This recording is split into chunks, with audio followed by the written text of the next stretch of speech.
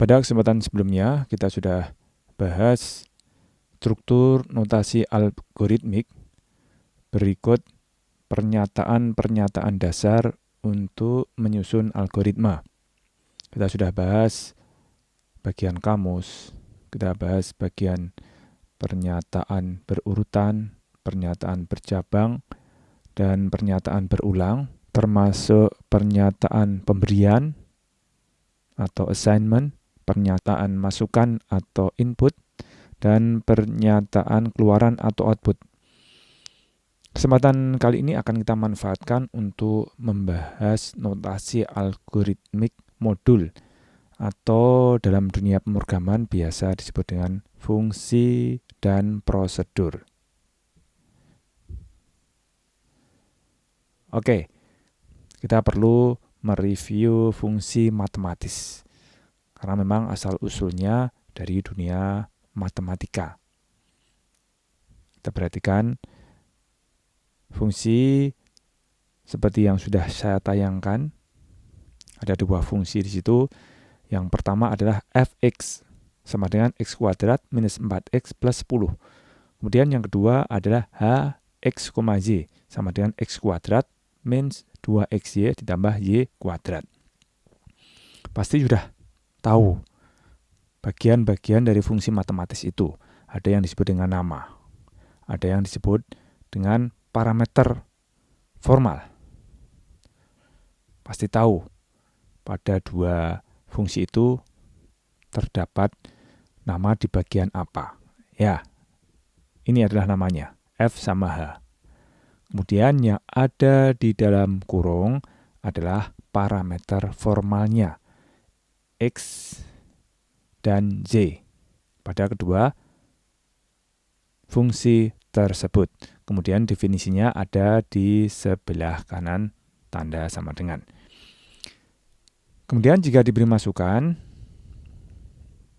yang akan diisikan ke parameter formalnya, fungsi akan menghasilkan sebuah nilai. Misalnya x-nya diisi dengan 5 untuk fungsi f. Maka nanti 5 kuadrat minus 4 kali 5 ditambah 10 akan sama dengan 15. Demikian juga untuk yang h. Jika x-nya diberi nilai 2, kemudian y-nya diberi nilai 1, maka 2 kuadrat minus 2 kali 2 kali 1 ditambah 1 kuadrat akan sama dengan 1. Nah, di sini 5, kemudian 2,1 pada masing-masing fungsi itu ya. Jadi 5 itu pada f dan 2,1 itu pada h, disebut dengan parameter aktual atau juga disebut dengan argumen. Jadi kalau dalam definisinya itu disebut parameter formal. Kalau sudah ada nilainya atau realnya, aktualnya apa, itu juga sering disebut dengan argumen. Jadi sama-sama parameternya tergantung di mana digunakan. Ketika digunakan untuk mendefinisikan itu namanya formal. Ketika sudah ada nilainya itu namanya parameter aktual atau argumen. Kemudian nilai 15 yang didapat dari F5 atau nilai 1 yang didapat dari H2,1 disebut dengan nilai balik. Nah, konsep-konsep atau nama-nama tersebut selanjutnya akan tetap dipakai dalam dunia pemrograman. Dalam dunia pemrograman, kita bisa mengetahui definisi fungsi tidak jauh berbeda dengan pengertian fungsi dalam dunia matematika. Fungsi adalah sebuah transformasi akibat pemetaan suatu nilai ke nilai yang lain. Fungsi akan menerima nilai melalui parameter formal bertipe tertentu dan menghasilkan sebuah nilai sesuai dengan domain yang didefinisikan dalam spesifikasinya. Nah, cara menyusun notasi algoritmik dari definisi fungsi bisa dilihat strukturnya seperti yang saya tayangkan di sini. Oke, karena fungsi ini ada di dua bagian, ya kan? Kalau dilihat dari fungsi matematikanya, ini ada bagian definisi, tapi juga ada bagian yang memanggilnya. Tentu saja notasi algoritmiknya juga ada dua bagian. Ini bagian definisi fungsinya dengan struktur seperti ini. Kemudian ada juga pemanggilnya. Nah, seperti ini ada contoh-contohnya. Kita bahas satu persatu. Untuk struktur notasi algoritmiknya mirip dengan struktur notasi algoritmik dari program. Hanya diganti saja kata kunci untuk membuat judul. Kalau program menggunakan kata program atau program, kemudian untuk fungsi menggunakan kata function. Diikuti oleh nama fungsi. Kemudian di sini ada daftar parameter input. Kemudian ada panah ke kanan diikuti dengan tipe hasil. Tipe hasil ini adalah tipe dari nilai baliknya. Ini ya, ada panah ke kanan. Kemudian di sana ada kamus juga, tetapi karena hanya berlaku lokal di dalam fungsi ini, maka diberi label atau disebut dengan kamus lokal. Terus struktur yang ketiga adalah bagian yang disebut algoritma. Jadi memang mirip dengan struktur notasi algoritmik dari program. Tentu saja di bagian algoritma ini bisa berisi pernyataan pemberian, input, output, analisis kasus, pengulangan, bahkan juga bisa memanggil fungsi yang lain.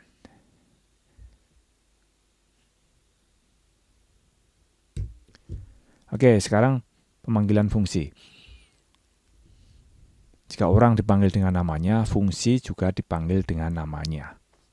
Tapi untuk fungsi harus diikuti dengan daftar parameter aktual atau daftar argumen yang harus sesuai dengan parameter formalnya. Sesuai dalam arti tipenya maupun sesuai dalam arti cacahnya. Nanti ada contohnya. Pemanggilan fungsi tidak bisa berdiri sendiri. Ya, kita tahu fungsi itu ada nilainya. Jadi nilai itu harus diberikan kepada variabel yang lain yang tipenya sama. Atau langsung dimanipulasi, langsung diproses. Tapi dia tidak bisa berdiri sendiri sebagai pernyataan. Seperti misalnya kita punya variabel A, tipenya integer. Pasti kita tidak bisa membuat pernyataan hanya A saja. A itu harus diisi dengan 1, atau A itu ditambah dengan 1, diisikan ke B. Tapi A saja tidak bisa. Demikian juga dengan fungsi. Bisa kita lihat di sini untuk fx dan axy. Misalnya ini f dipanggil dengan argumen 5 langsung diisikan ke x. Ini benar. Kemudian f dengan argumen 5 langsung ditampilkan dengan output. Atau ini f5 ditambah x diisikan ke y dalam pernyataan pemberian. Jadi langsung dimanipulasi dan diisikan ke y. Kemudian di sini yang pakai H, sama ya dengan yang untuk F. Dipanggil sekaligus diisikan sebagai nilai X, pernyataan pemberian. Kemudian ini langsung ditampilkan. Bahkan dia menggunakan argumen yang didapat dari fungsi yang lain seperti ini. Jadi ini F1-nya dihitung dulu, setelah dihitung ada nilai baliknya. Nilai baliknya dijadikan sebagai argumen dari pemanggilan fungsi H. Terus langsung ditampilkan dengan output. Demikian juga untuk contoh yang lain. Yang berikutnya untuk campuran dari H dan F yang langsung ditampilkan. Jadi ini H 5,2 dihitung, kemudian ditambah dengan F1. Hasil penjumlahannya ditampilkan dengan pernyataan output. Sedangkan yang di sisi paling kanan ini contoh salah. H itu punya 2 parameter formal, tapi ini argumennya hanya 1 buah saja, sehingga tidak cocok. Ini tidak sesuai. F itu parameternya hanya 1, tapi ini diisi argumen 2 dan 1, tidak bisa. Ini bukan koma menunjukkan bilangan desimal, tapi koma menunjukkan kalau ada 2 bilangan integer, tidak bisa. Kemudian ini juga f-nya, parameternya hanya 1, tapi dipanggil dengan 2 argumen, tidak bisa. Oke, itu tadi adalah contoh fungsi secara konseptual, baik dari sisi definisi maupun sisi pemanggilannya. Sekarang realnya seperti apa? Akan saya berikan 2 contoh. Contoh yang pertama itu sekedar fungsi matematis yang kita wujudkan dalam bentuk notasi algoritmik. Kemudian contoh yang kedua sekaligus menjelaskan mengenai fungsi rekursif. Nah, ini adalah contoh pertama. Fungsi yang didefinisikan sebagai fungsi x dan y diberi nama f, sama dengan x kuadrat plus y kuadrat. Gampang sekali ini menghitungnya. Dalam bentuk diagram alir, baik definisi maupun pemanggilannya bisa kita lihat sekaligus. Yang sisi kiri ini adalah diagram alir definisinya. F dalam bentuk diagram alir dinyatakan sebagai hitung F. Ini adalah nama fungsinya. Jadi tidak selalu yang namanya terminal, simbol terminal seperti ini, hanya untuk memulai atau mengakhiri, mulai dan selesai, tidak. Tapi bisa juga digunakan untuk membuat definisi dari fungsi. F dalam bentuk diagram alir diberi nama hitung F. Nah, nanti terminal terakhirnya karena belum selesai harus kembali ke programnya atau ke bagian yang memanggilnya, maka ada nilai balik yang dikembalikan. Jadi kembalikan Z. Z-nya dihitung sesuai dengan definisinya. Z sama dengan x kuadrat plus y kuadrat. Jadi nanti x dan y ini akan menjadi parameter formal. Kemudian Z-nya tidak ada di definisi, ini sebagai kamus lokal. Karena ini diagram alir, maka tidak perlu membuat kamus. Oke, ini adalah bagian definisi. Kemudian bagian pemanggilnya, itu saya beri warna yang sama, ini orange.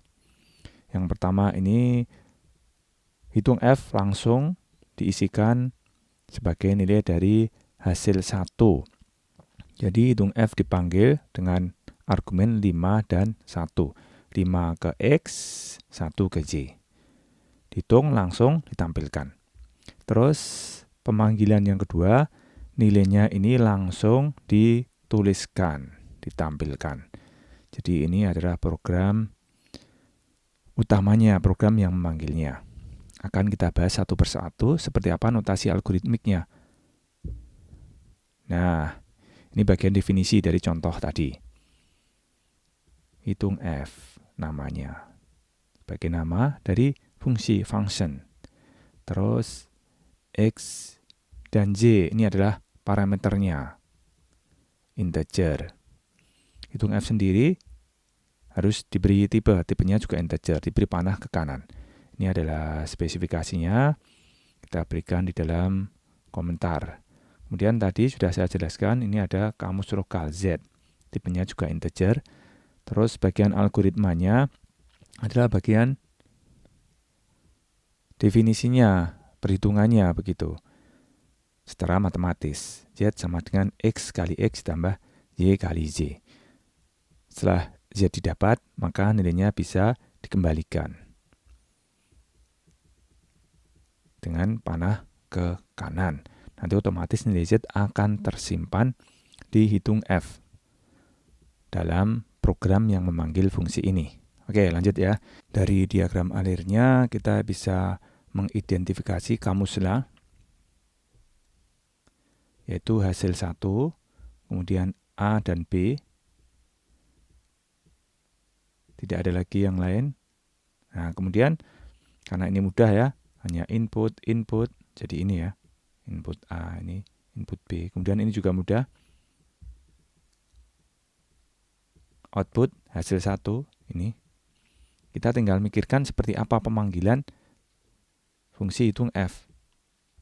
Nah, ini juga ternyata mudah. karena ini hanya pernyataan pemberian. Hasil 1 diisi dengan hitung F sekaligus argumennya. Kemudian yang langsung dituliskan juga mudah ya. Ini hitung F A, B, karena A, B-nya tergantung nilai pada saat dimasukkan. Nilainya berapa, langsung ditampilkan dengan output hitung F A, B. Nah, sekarang contoh yang kedua. Kalau tadi contoh yang pertama ini fungsi matematis sederhana begitu. Tapi kalau contoh yang kedua ini fungsi yang memanggil dirinya sendiri. Ini di bagian ini.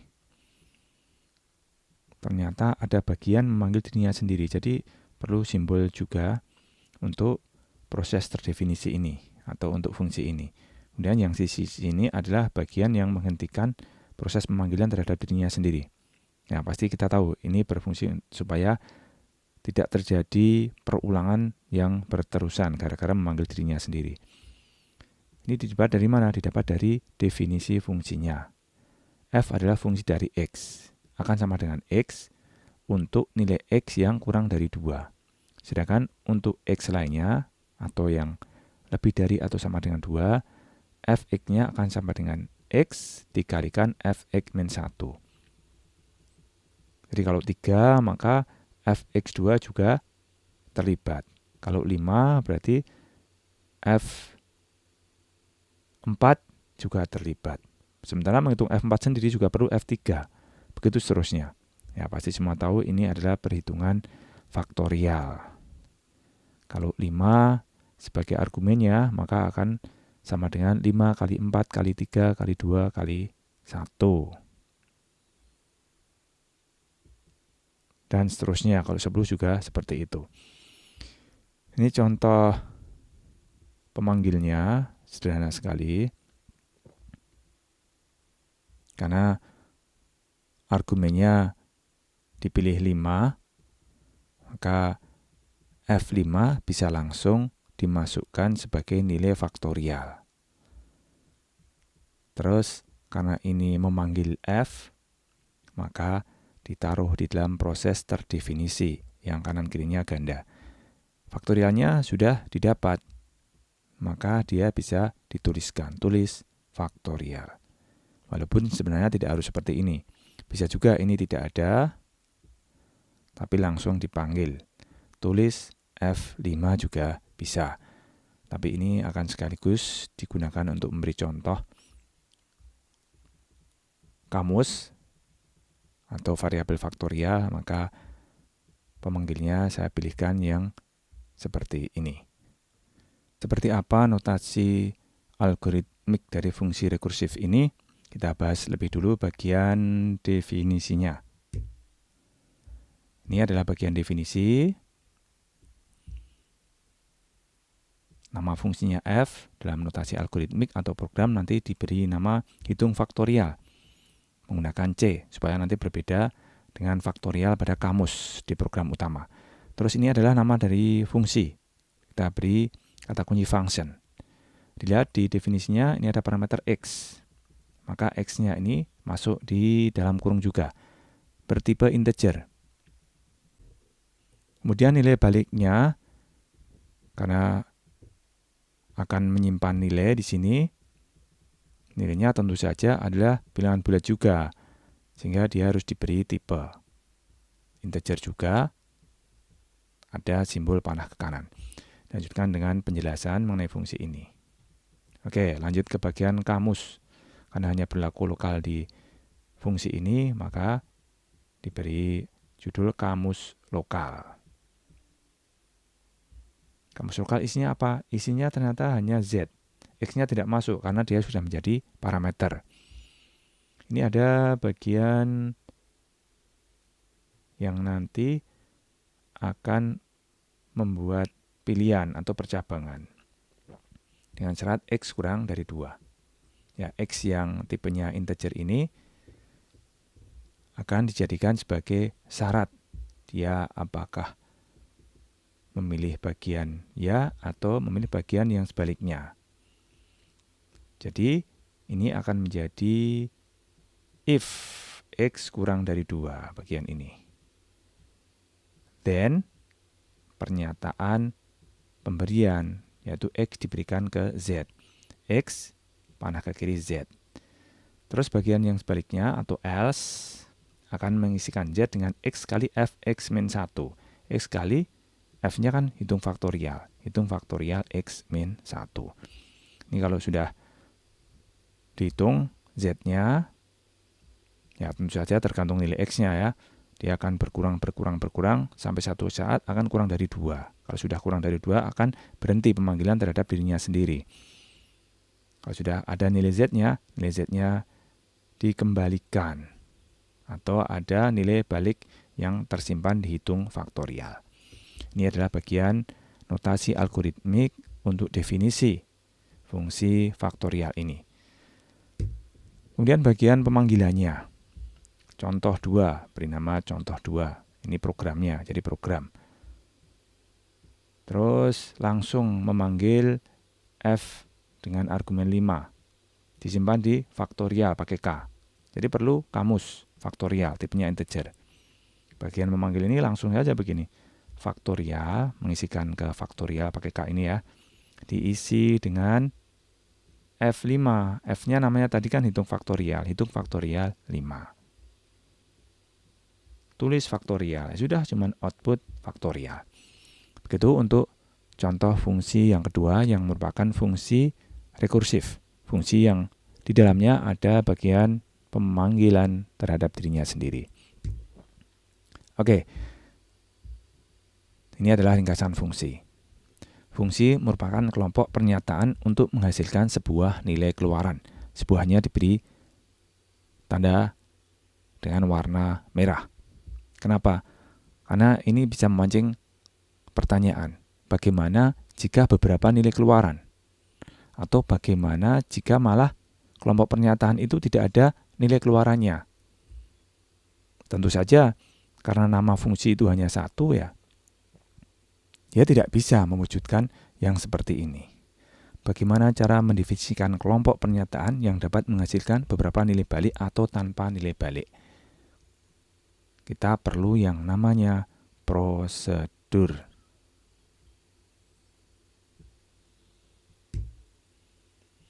Oke, prosedur adalah bagian dari program atau subprogram yang dikembangkan untuk mengatasi kekurangan function.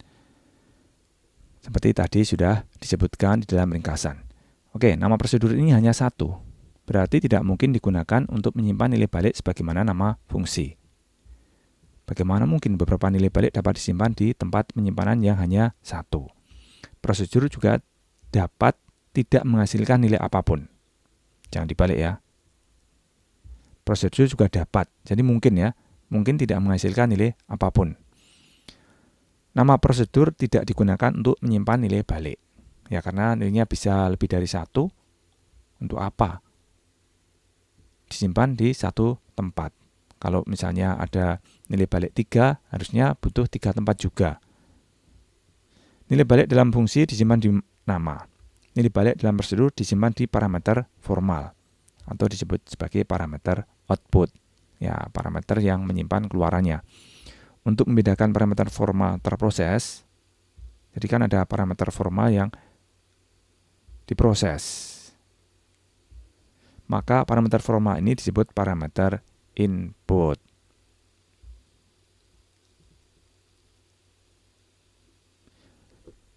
Karena di dalam fungsi hanya ada satu jenis parameter, yaitu parameter untuk memasukkan parameter input. Sedangkan di prosedur sekarang sudah ada parameter yang digunakan untuk menyimpan output. Parameter untuk menyimpan output atau nilai balik ini kan tidak diproses. Jadi ini ada parameter formal yang terproses. Itu maksudnya parameter-parameter yang mirip dengan parameter di fungsi. Jadi parameter formal ini atau yang diproses ini disebut sebagai parameter input. Sementara parameter yang menyimpan keluarannya disebut sebagai parameter output. Oke, jadinya pengertian dari prosedur seperti ini. Prosedur adalah kelompok statement yang diberi nama tertentu. Jadi ini mirip sebagai statement buatan. Karena ada statement yang termasuk di dalam pernyataan tertentu. Misalnya input, output, if. Itu kan pernyataan yang termasuk dalam kata baku. Sedangkan ini bebas kita mau memberi nama sesuai dengan kasusnya. Maka dia seperti statement buatan. Nama prosedur adalah statement, jadi tidak dapat menyimpan nilai balik. Seperti tadi ya, dapat menerima beberapa nilai sebagai input dan menghasilkan beberapa nilai sebagai output. Namun dapat juga belum tentu punya input dan belum tentu punya output. Jadi kalau ada outputnya, dia dikomunikasikan antara pemanggil dan definisinya melalui parameter. Prosedur didefinisikan dengan parameter input dan output. Pemanggilan prosedur adalah dengan namanya dan daftar parameter aktual atau argumen. Jadi kalau di definisi prosedur itu ada parameter input atau output atau dua-duanya, tidak mesti ini ya, tergantung masalahnya, yang disebut dengan parameter formal.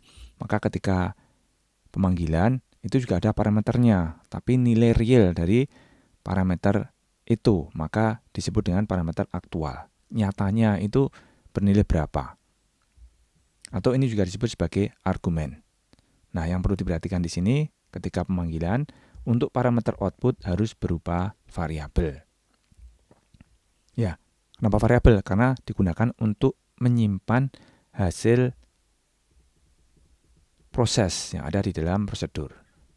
Bagaimana dia bisa menyimpan nilai outputnya jika bukan variabel. Struktur notasi algoritmik prosedur mirip dengan definisi fungsi. Tentu saja menggunakan kata baku yang berbeda. Kalau fungsi function, kalau prosedur, prosedur. Diikuti dengan nama prosedurnya dan daftar parameter input maupun daftar parameter output jika ada. Tentu saja ini diikuti dengan tipenya. Terus karena dia tidak menyimpan nilai di nama prosedur, maka tidak ada nilai balik yang dikembalikan di sini. Karena nilai baliknya sudah disimpan di parameter output. Jika di dalamnya ada variabel yang hanya berlaku di prosedur ini, maka ada kamus lokalnya. Kemudian bagian algoritmanya ini relatif sama dengan bagian fungsi, kecuali tidak ada bagian yang mengembalikan nilai balik. Contoh, ya biar langsung real, karena pemanggilannya juga mudah. Contoh, ingin membuat prosedur untuk mengkonversi nomor menjadi nama hari. Ada 7 hari, berarti ada nomor 1 sampai 7, termasuk 7 nama hari. Jadi seperti ini. Depend on nomor. Kalau 1 berarti Ahad, 2 berarti Senin, 3, dan seterusnya sampai 7 hari Sabtu. Karena tidak ada variabel yang berlaku lokal di sini, maka kamus lokalnya tidak ada. Ini adalah spesifikasi yang biasa dipakai untuk prosedur. Ini kondisi awalnya seperti apa, kondisi akhirnya seperti apa. Kondisi awalnya adalah seperti ini. Nomor adalah bilangan bulat yang menyatakan urutan hari dalam seminggu. Kondisi akhirnya, nama akan terisi nama hari sesuai dengan nomor masukan. Jadi ini perlu parameter input yang berupa nomor, diberi kata input di depannya. Kemudian tempat untuk menyimpan keluarannya itu output, diberi kata kunci output di depannya.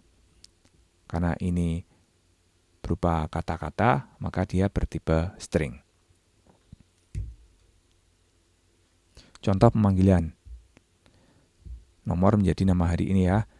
Contoh pemanggilan prosedur nama hari. Ini ada kamusnya di dalam program ini. Nama hari Ini untuk menyimpan 6 hari. Kemudian nomor hari untuk menyimpan nomor hari yang dimasukkan. Misalnya seperti ini.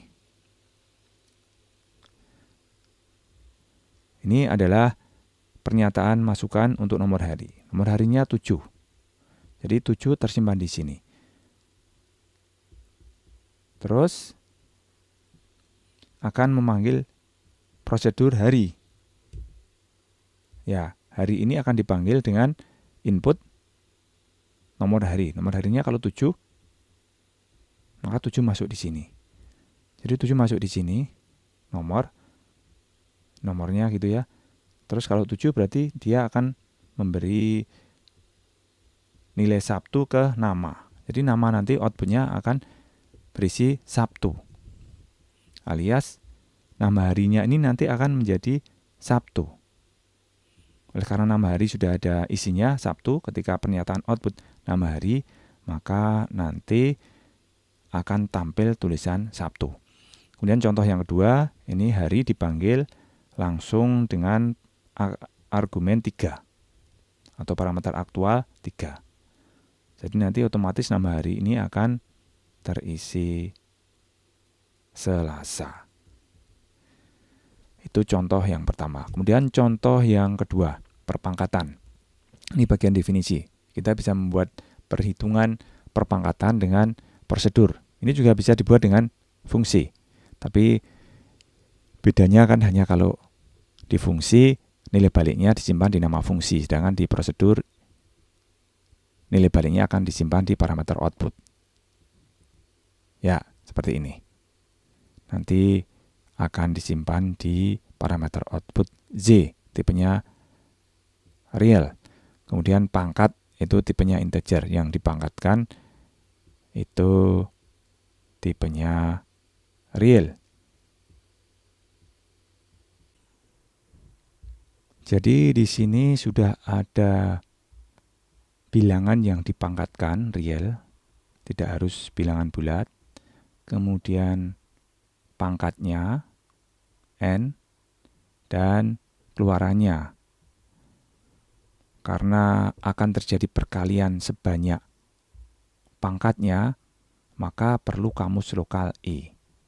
Ya, ini menggunakan perulangan traversal. Ketika belum dipangkatkan atau pangkatnya 0, berapapun bilangannya itu maka 0 kan 1. Jadi sudah ada nilainya. Nilai baliknya itu 1 ini. Tetapi nanti tidak dimasukkan di pangkat, tapi dimasukkan di sini kan, di C. Oke. Jadi ini akan menjadi nilai awal dari Z. Kalau I-nya 1, maka ya berapapun undangannya akan menghasilkan Y sama dengan 1. Karena ini hanya 1. Y-nya 1 dikalikan yang dipangkatkan, X. Ya, berapapun X. Kalau pangkatnya 0 alias tidak masuk ke perulangan ini, maka akan sama dengan 1. 1 juta pangkat 0. Ya 1. 1 pangkat 0 ya 1. Berapapun pangkat 0 itu 1.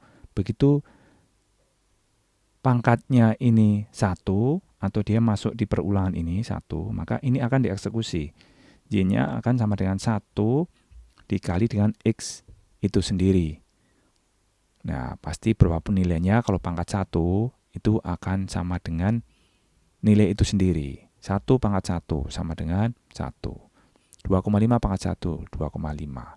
10 pangkat 1, 10, begitu. Nah, kalau N-nya lebih dari 1, misalnya 3 begitu, maka perkalian ini akan dilakukan 3 kali. Jadi kalau 1 begitu ya, 1 akan dikalikan 1 lagi. Nanti muter lagi, dikalikan 1 kali lagi. Jadi 3 kali. Setelah 3 kali ya, karena 1 terus, ya nilainya 1. 1 pangkat berapapun 1. Akan lain masalahnya, jika X-nya ini selain 1, misalnya 2,5. Jadi ketika N-nya 1, maka 1 kali 2,5. Ya kan? Jadi 2,5. Pangkat 2 ya nanti Y-nya ini kan sudah 2,5. Begitu masuk ke 2, maka dikalikan lagi dengan X. X-nya 2,5 juga. 2,5 kali 2,5. Nah, berapa itu? Terus begitu. 3 berarti 2,5 kali 2,5 kali 2,5 dan seterusnya. Dengan program kita akan mudah menghitung perpangkatan, tapi ini masih dibatasi untuk pangkat yang bilangan bulat. Terus ini adalah bagian pemanggilannya. Ini ada hasil, ada bilangan, ada pangkatnya sebagai kamus. Nama programnya gampang nih ya, tidak perlu saya jelaskan. Terus ini bilangannya itu sendiri dibaca dari piranti masukan. Pangkatnya berapa juga dibaca dari perangkat masukan. Kemudian fungsi pangkat tadi, namanya kan pangkat kan, dipanggil dengan parameter yang bersesuaian. Ini adalah bilangan yang dipangkatkan, kemudian ini pangkatnya, hasilnya disimpan di hasil. Begitu. Kalau ini sudah dipanggil, dia akan masuk nilai-nilai argumen tadi ke parameter input atau output di sini. Masuk, kemudian dilakukan perhitungan, dan akhirnya outputnya akan tersimpan di Z. Nah, Z-nya bersesuaian dengan hasil. Maka hasilnya nanti akan ditampilkan. Kalau mau dipanggil dengan argumen yang berupa nilai langsung 9 dan 5, jadi ini 9 pangkat 5, bisa dilakukan seperti ini. Pangkat 9,5, hasilnya nanti disimpan di hasil. Oke, contoh yang terakhir. Seperti apa kalau tidak ada keluarannya? Tidak ada hasil hitungannya maksudnya. Ini contohnya. Kalau mau membuat kop surat, daripada mengetikkan seperti ini terus gitu ya, 3 baris, mending yang 3 baris ini didefinisikan sebagai prosedur kop surat. Tidak ada kamus loka. Jadi setiap kali kop surat ini dipanggil, maka akan tampil tulisan seperti ini dalam 3 baris. Oke, kalau dilihat contoh-contoh ini berbeda dengan contoh-contoh pada fungsi. Kenapa dibedakan? Atau bedanya di mana? Ya, kita kembali ke fungsi. Kalau di fungsi tadi selalu ada diagram alirnya. Apakah kalau prosedur tidak ada diagram alirnya? Ada, tidak apa-apa sebenarnya ya. Tetapi pembedaan ini dimaksudkan sebagai penanda saja kalau tidak semua bahasa pemrograman itu bisa mewujudkan parameter output. Ingat, tidak semua bahasa pemrograman, termasuk Java. Ya, Java kalau ada nilai baliknya pasti menggunakan fungsi. Kalau bahasa yang lain misalnya C++ atau Pascal, itu ada parameter outputnya pada prosedur. Itu hanya sekedar pembeda saja. Oke, sebelum kita bahas lebih jauh lagi terkait dengan prosedur dan fungsi ini di dalam program, kita buat ringkasan dulu mengenai prosedur. Prosedur merupakan kelompok statement yang didefinisikan sebagai seolah-olah sebuah statement buatan. Ya, seperti tadi ya, kita bisa memanggil ini sebagai kop surat saja. Memanggil ini sebagai pangkat. Ini maksudnya sebagai pangkat di dalam program utama. Sendirian dia, tidak usah dimasukkan sebagai nilai variabel atau diproses. Statement tidak bisa diproses. Atau nama hari. Ingat, kalau prosedur itu seperti statement buatan. Dia dapat menerima masukan, juga dapat menghasilkan keluaran. Dapat juga sekedar kelompok statement tanpa masukan dan keluaran. Contoh yang ketiga ini tidak ada masukan dan keluarannya. Sini kosong. Oke, terus sebenarnya fungsi dan prosedur ini di dalam program peranannya seperti apa? Untuk memberi penjelasan mengenai peranan fungsi dan prosedur dalam program, saya berikan ilustrasi bangunan ya. Kita akan mudah memanage bangunan rumah gitu jika rumah itu terdiri dari kamar-kamar atau ruangan-ruangan. Ya kan? Setiap ruangan punya fungsi sendiri-sendiri. Ini bisa dilihat. Ada ruangan yang digunakan untuk tidur. Ada ruangan yang digunakan untuk menerima tamu. Ada ruangan yang digunakan untuk mandi. Ya, jadi ada kamar mandi, ada kamar tidur, ada kamar tamu. Setiap kamar itu bisa terhubung satu sama lain. Nah, itu seperti kalau prosedur dan fungsi itu melalui parameternya. Bisa berkomunikasi. Lain masalahnya jika rumah ini hanya satu ruang besar. Akan repot untuk memanagenya. Demikian juga dengan program. Program yang besar, rumit, perlu dibagi-bagi menjadi fungsi atau prosedur. Tergantung dari pembagiannya seperti apa.